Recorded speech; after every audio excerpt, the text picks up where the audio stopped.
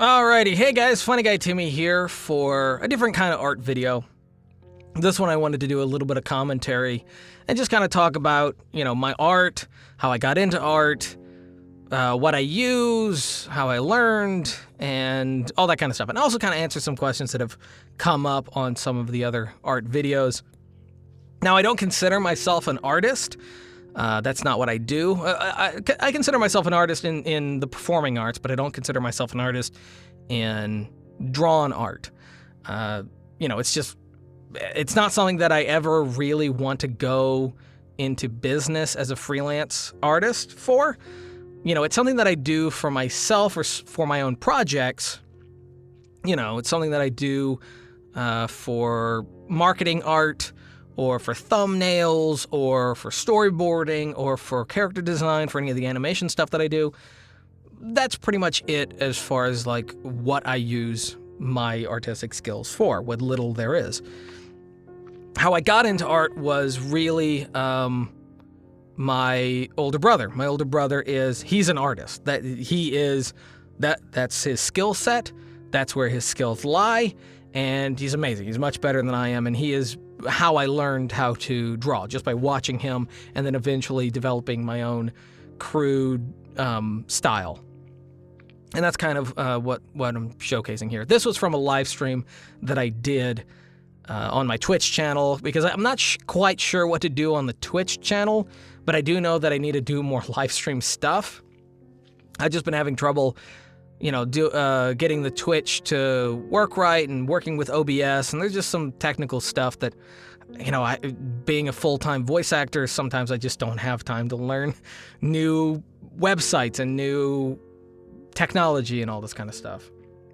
But it is something that I'm trying to get more into. In this video, the reason I stopped right here was I think I was actually answering some questions on the keyboard. But the tablet that I'm using is an iPad Pro, the 12-inch. I think it's the second generation iPad Pro, I believe. Not positive. And then the Apple Pencil, second generation. That's what I normally draw with. And the app that I prefer to work with, is SketchBook. I just like the way it functions. I like the smoothing tools. I like the layout. I know a lot of people are telling me to use Procreate. I'm watching lots of videos on Procreate, and it seems like a way more robust and fuller art program. But again, since I don't consider myself a full artist, and most of the stuff that I do is just for me or for my projects, like thumbnails and stuff like that, I don't care to dig too deep into different programs.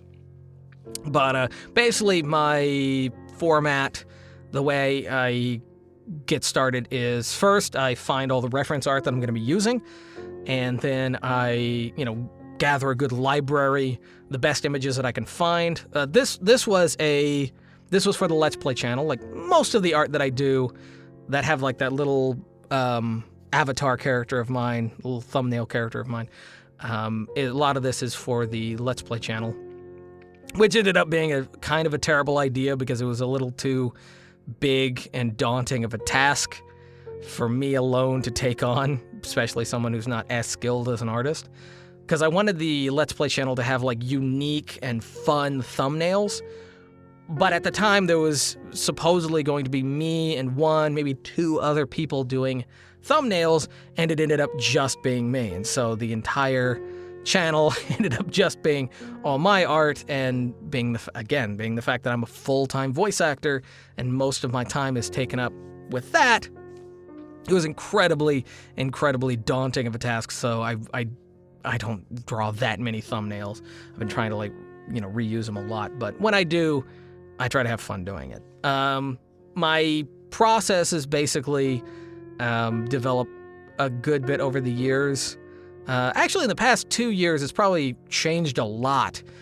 Most of the stuff that I learn is through my older brother, who is an amazing artist. And I ask him a lot of questions. He gives me feedback. He knows the terms and knows what to search, to find resources for me. You know, because I don't even know where to begin.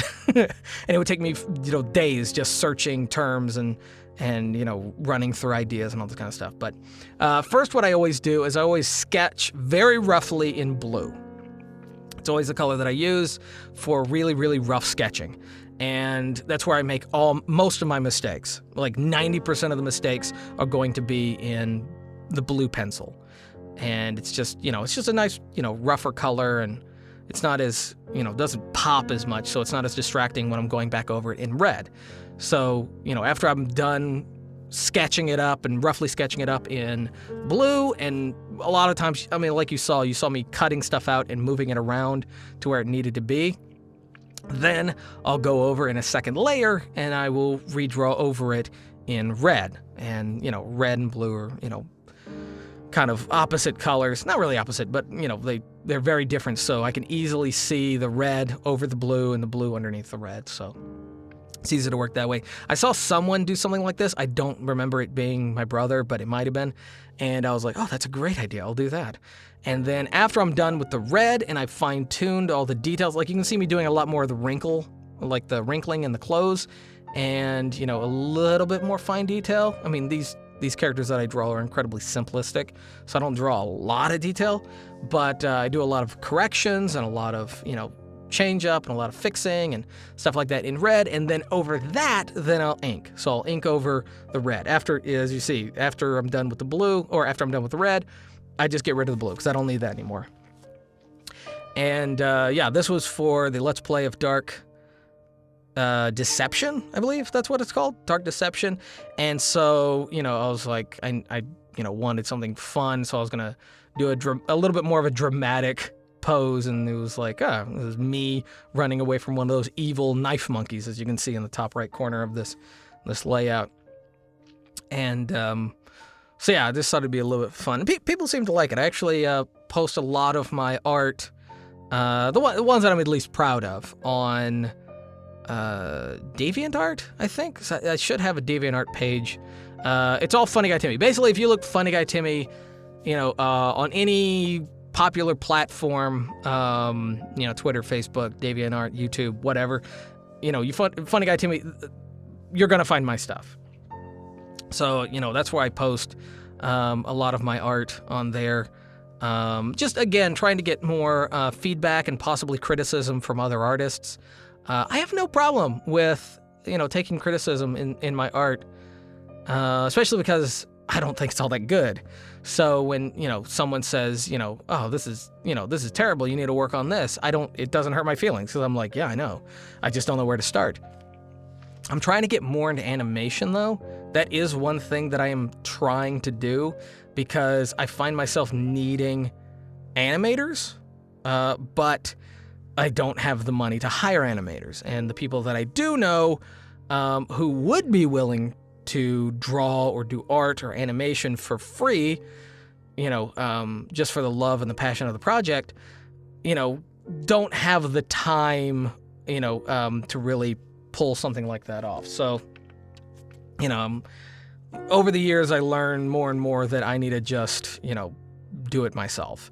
And it's sad, you know, going down that path and realizing that pretty much I'm the only one that I can really truly depend on, you know, for a lot of this kind of stuff. But, you know, it's at least good to know, you know, all right, well, you know, if I can't do this and I can't, you know, depend on anyone to do this, then I'll just wait to get something like this done. And it doesn't really, like, hurt my feelings knowing that, you know, most of the people that, you know, I've tried working with on stuff like this are just unavailable or don't have the time or, you know, whatever. It doesn't hurt my feelings. You know, that's their life. I don't want to impose. You know, that's it. As far as like my inking method, if you look in the right, you'll see that I have multiple layers as I ink. So what I'll basically do is I'll start inking the next section of lines on one layer, and then I'll start inking the next section of lines on another layer so that I can do this. So I can erase what I don't need. So they can overlap, and then I can erase, and then when I'm comfortable with what I've drawn, what I've inked, then I will merge the layers and then draw another one. Draw another layer. Again, I don't remember who it was that I saw do this method of inking, but before I used to be doing a lot more, all control delete, erasing, stopping, starting, and it was taking up so much time. So when I saw someone do this method of inking, of, doing each, layer at a time and then merging them as, you get, like, all right, well, that's good. That's acceptable. It saved a lot of time and it saved a lot of headaches, and it was just easier. And so, again, I wish I knew who it was that I saw do this. Sorry, my throat's a little dry. I've been in the voiceover studio all day today. Well, not all day today. I took a nap because I was up all night the night before, up till like 7 in the morning, doing voiceover. And so today I took a little bit of a nap, like a 2-hour nap. And so, excuse me, so sorry. And so I wasn't, in the studio the entire day, but I did a lot of voiceover today. Probably about, what is it, like, I want to say it was like 5,000 words that I recorded today, which is very, very difficult for me. For some people, it's nothing. People that do audiobooks, this is nothing to them, nothing for them, because, they're used to doing that much, all the time. But for me and my dyslexia, it's quite a bit. So my throat's a little dry. I also did some yelling. It's like one of the last projects of the day. But anyway, again, I started doing drawing, watching my older brother, who, like I said, is an amazing artist. And I really wish that he would pursue art a little bit more professionally, because as good as my art is, and I don't think it's all that good, his is probably 1,000 times better. It's like 1,000 times better.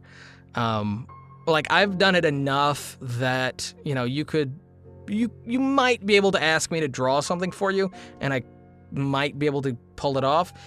But if you saw his art and my art side by side, you wouldn't even make eye contact with me. Like, you'd be like, who the heck? Who's this Herb? Who's this schlub? Trying to pass himself as an artist, the loser. And I'd be fine with that. Like, I'd be like, oh, okay. But yeah, he got into art, when he was like 6. And I was like 4 at the time. Yeah, he and I are like a year and a half apart, probably. Like a year and a half apart. And so he started drawing, actually I think he started drawing before 6, but at the age of 4, seeing him at the age of 6 drawing, then I got into it. Obviously, at the age of 6 for me, I went off into, theater. I got into acting. And, he kept drawing. So, I took a break from drawing and he kept drawing. So clearly he just kept going. Like, the idea is, you have to, dedicate 1,000 hours or 10,000 hours, something like that, to get good at it. And maybe I've spent enough time, I don't know, to qualify. Is there qualifications? I don't know if there's qualifications, but he has definitely put in probably more than 100, 200,000 hours into art, at least, maybe more. I have no idea. I've never clocked him. At this. I'm wanting to do some art challenges with him. I want to do more art related stuff with him, like just random art challenges.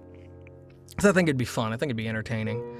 Obviously, our styles would be very different and are very different, but it would just be nice to, try to get him on this channel to try to do some art, and, that'd be fun. I'm trying to think of what else to talk about. I mean, I've pretty much covered everything. History, what I use. I use Sketchbook, draw in Sketchbook. I even color in Sketchbook. I do a little bit in like the final details, adding these drawn elements to the background and the wording and the lettering. That is in Gimp.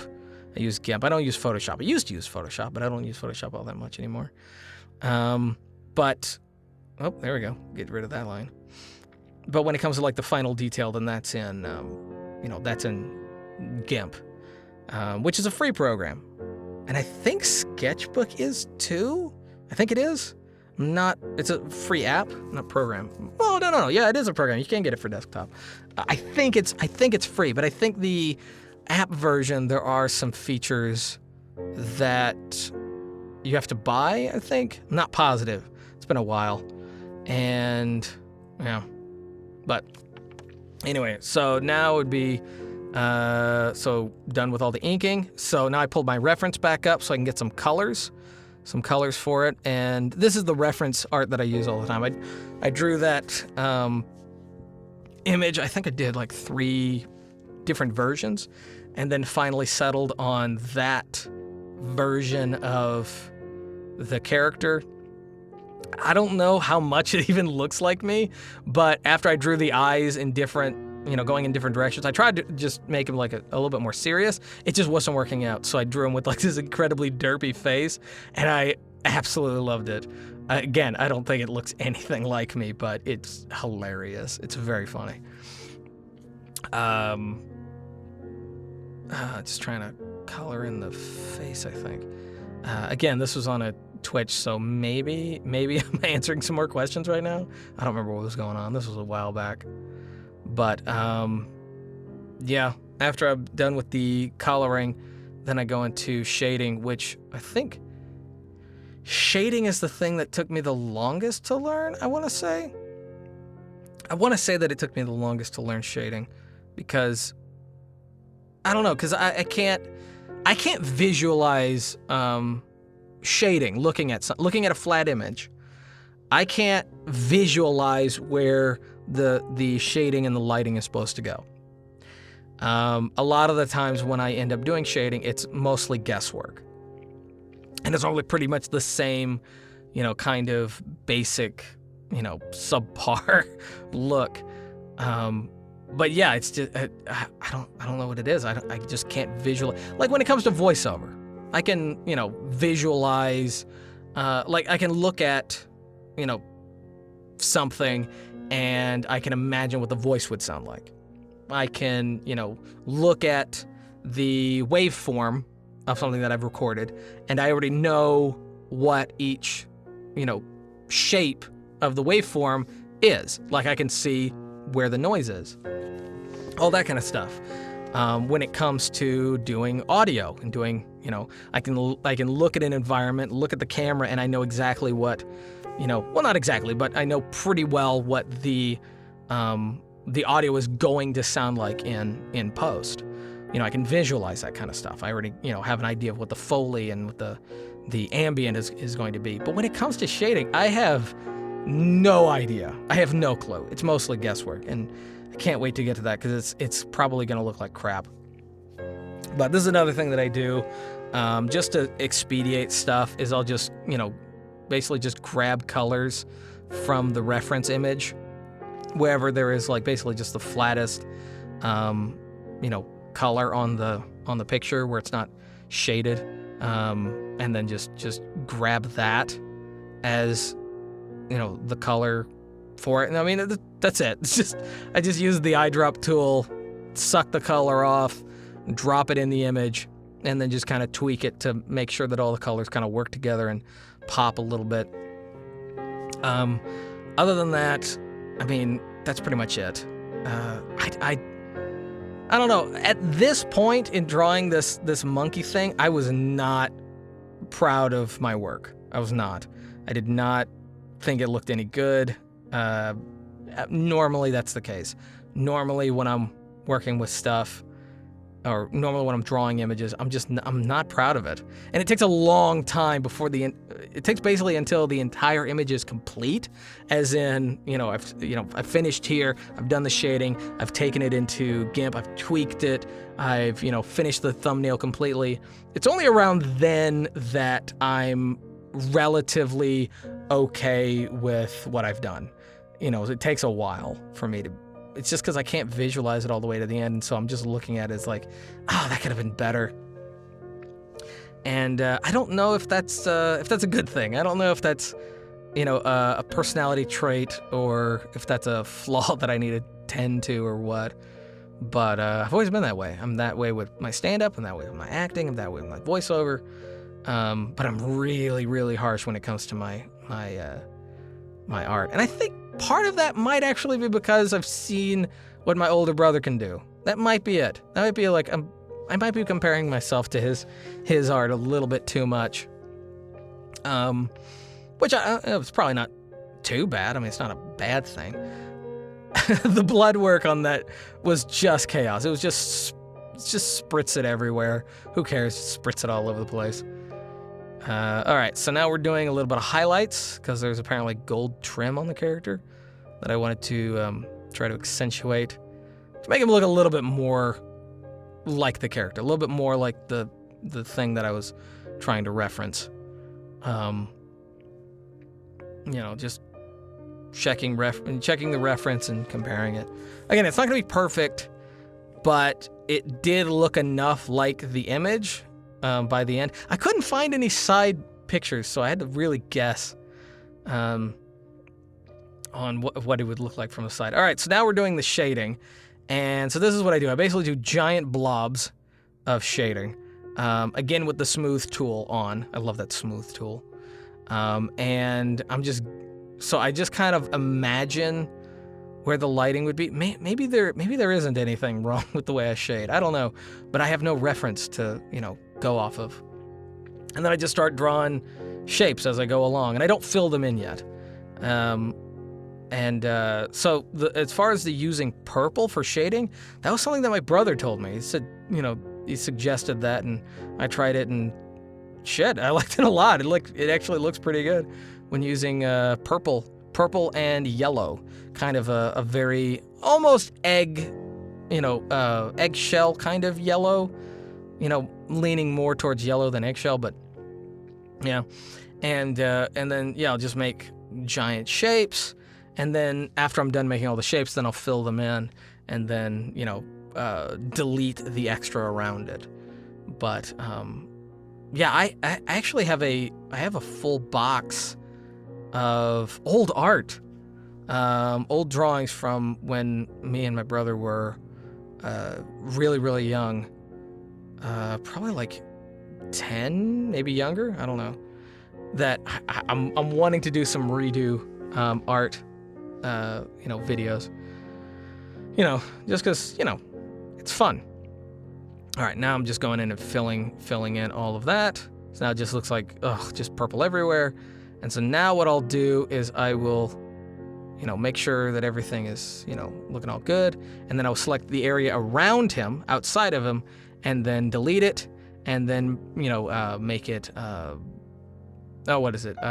multiply, and then bring it down to like 50 or 30% is normally it. And so now I go back and I do the shading on Zibanke. And same thing. So, but the second character, if there is multiple characters, the second character is normally easier because I've established where the lighting more or less is. And so, the second character is, was like, just basically kind of more or less match that kind of angle on it for the most part. And so that's what I'm doing here. And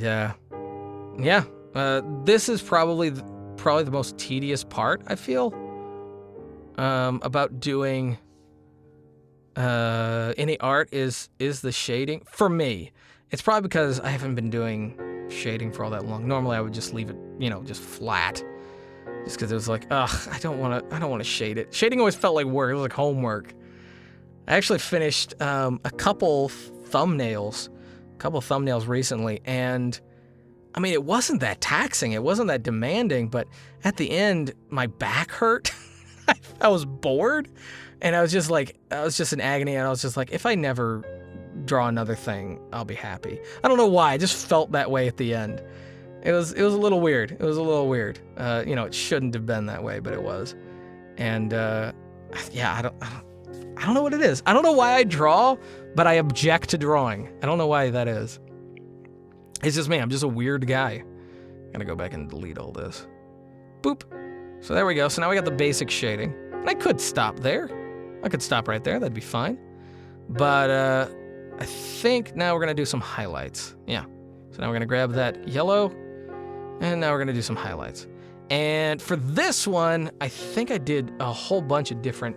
I wanted to try something. Instead of drawing the shapes, I actually did kind of like a light brushing of the highlights instead. So it's more like a glow, which isn't normally what I do. Normally, basically what I'll do is the exact same thing as the purple, but on the other side, so wherever would be the most exposed to the imaginary light source. So, but this one I was like, let's make it a little bit softer. Let's make it a little bit more, bloom and glow. I think it fit the game that I played a little bit more. So, this actually took a whole lot less time because I wasn't drawing shapes. I was just like brushing across it in, rough strokes. And it felt a little bit more natural. It didn't have to be perfect. I mean, none of it has to be perfect. I mean, technically.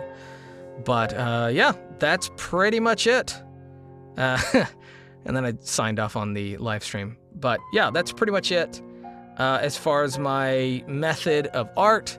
And then what I'll do next is I will take it into Gimp, and I will add some effects. I'll do the background, I'll do the lettering, I'll do the numbering, throw in some extra shadow just in case. And that's pretty much it. Yeah, again, I use an Apple Pencil, Generation 2, iPad Pro, Generation 3? I'm not positive. Sketchbook, and you saw my process, 2 different sketch colors, and then ink. And then you saw a little bit of my shading. If you guys have any questions, leave those down in the comment section below. I'd love to answer any of those questions. If you'd like to see any more videos like this, let me know. If you're new, subscribe. If you want to be notified, hit the bell for notifications. And until next time, peace.